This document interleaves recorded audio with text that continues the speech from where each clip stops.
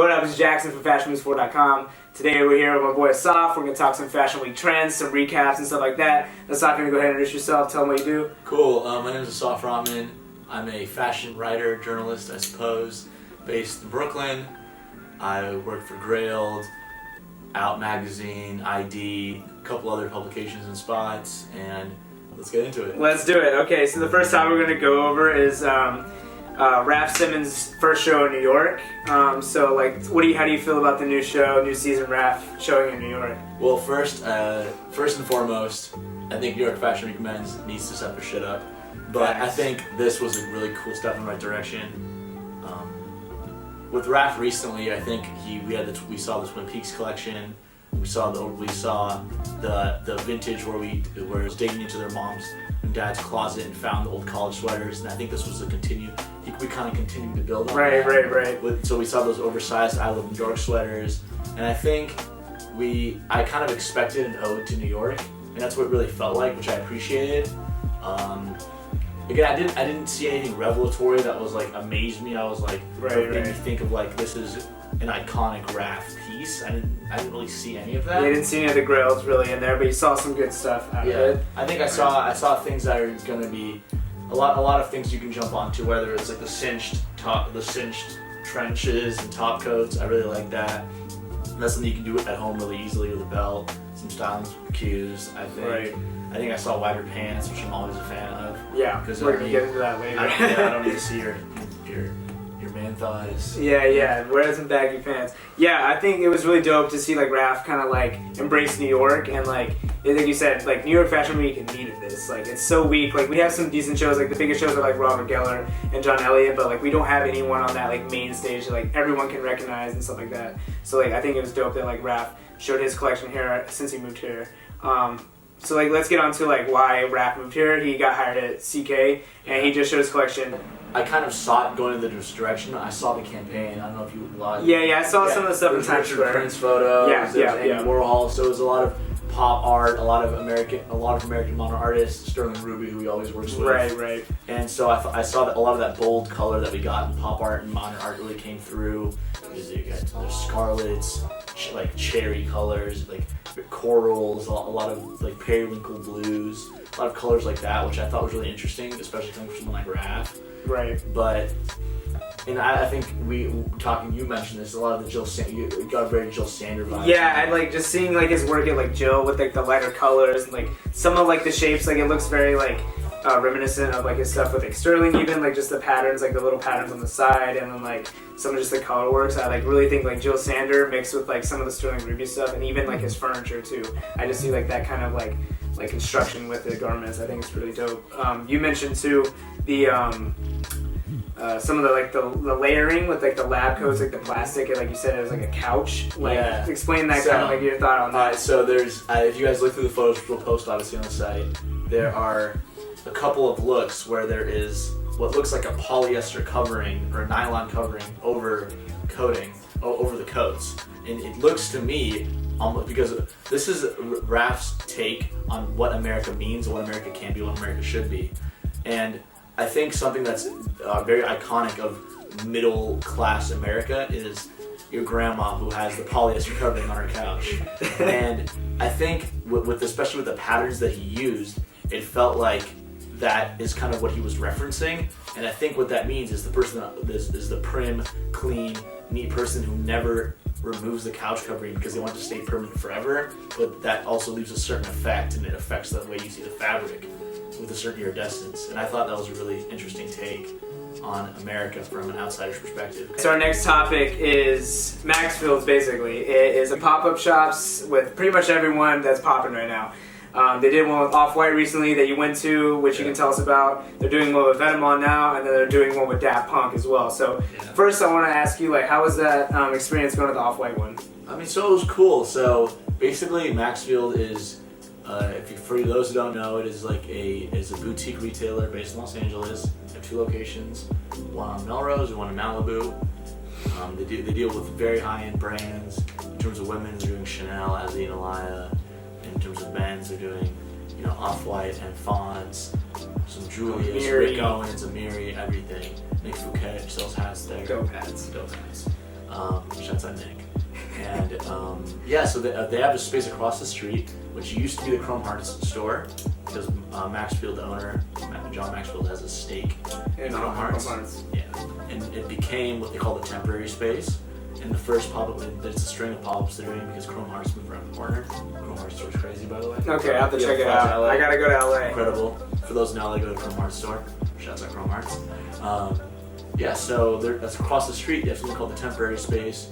They did a Fear of God store there where they brought in like a truck, and they had. I saw the carpet. It was like his grandma's basement, and they had all the rock tees and they did this collab with Ready What Made. With Ready Made, okay, yeah. Japanese company, right? So they did like the deck jackets. Then they did an off-white space, which was called like quote-unquote temporary space. As everything in quotes. To do. Everything in quotes. And it was really cool. There's some exclusive pop-up items. They did the full tracksuits with the rose embroidery, some sheers, some men's drops, and then as of yesterday morning, I think. Yeah, it's been like within this last couple days. They're doing a Vermont pop-up, which is stylized like a dry cleaner. So they announced it through this little receipt from the dry cleaners, and basically in the window there's just tons of clothes. Just tons of clothes, because Vêtements means clothing in French. If you guys didn't know, educate yourself a little bit. But like, there's mad like just like piles of clothes in the window, which is I think is a really cool display. Actually, yeah. I think it's like kind of grungy, trashy, but like it's like a cool reflection. And then on the inside, there's automated conveyor belt with plastic bags, and the clothing's actually inside the plastic bags. And it just like goes around? And it goes around. Oh shit, that's fucking dope. I guess you have to move with the clothes. That'd be really shitty if you like grab the wrong size, and then you grab the small and the mediums like 100 feet away from you. It's just they're trying to make you fit. In LA, you know, health nuts, they're trying to make sure you gotta run with it. Right, they're trying to make sure. And then because for the pop-up, they did an exclusive collab called the Beverly Hills Casual Collection, which is like branding with Beverly Hills. So for those that are into hardcore branding and really expensive shit, hit Maxfield's. So the next topic we're going to be talking about is Berluti. I don't know if you guys are familiar. Italian brand. Ader Ackerman just became the creative director. French Parisian brand. It is French Parisian brand. My correction from Asaf. Shout out to Asaf. French brand. Ader Ackerman just got appointed creative director. Shout out to Ader. God level out there. You want to talk about Berluti a little bit? Tell us about it. What do you feel about the new collection? Cool. So this is something that's very near and dear to my heart. I wrote an article about it. If you have time or you're literate, go to Grail. Just read it on Grail. Just go read it. It's so good. Just read. He hasn't even read it yet, but I guarantee you. No, I've read it. It's really good. It's good. It's good. So I've been following Hader for a number of years. He's by far, I think, one of the most interesting people in menswear. And I was very excited when last fall we learned that he was taking over Berluti. It's incredible. Yeah, this, I watched Ader's collection. I know you love Ader, but no offense. This, Ader's, his personal brand collection was fucking whack. Like, it was pretty whack. Like, wow. I wasn't a fan. They had a couple good suits in there. Shout out to my boy Daniel for modeling it. It was super dope.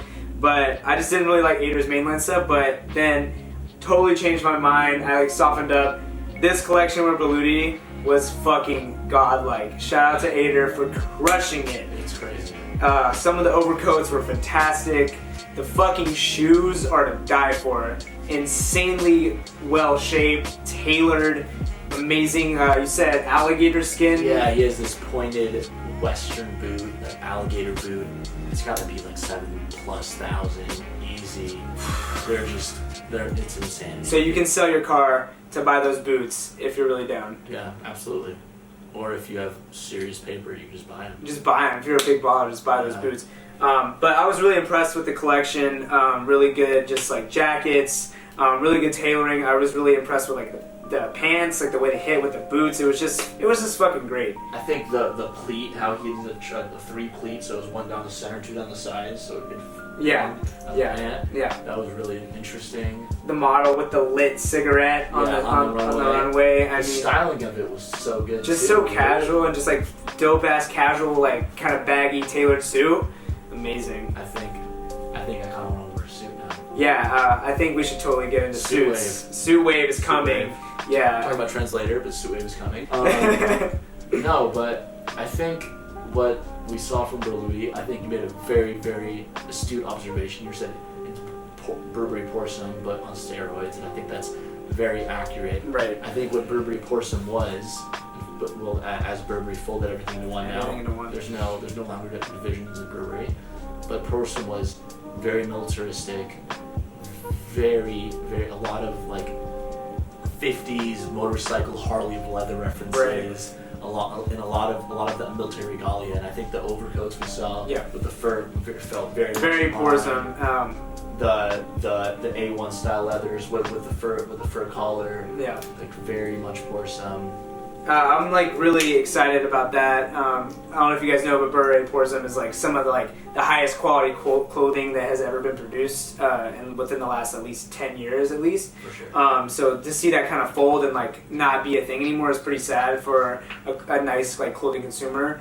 So it's really nice to see like Berluti kind of pick up where they left off and like really make, like you said, like some of the coats with the fur, like it was really reminiscent of that like Burberry Porcelain style stuff.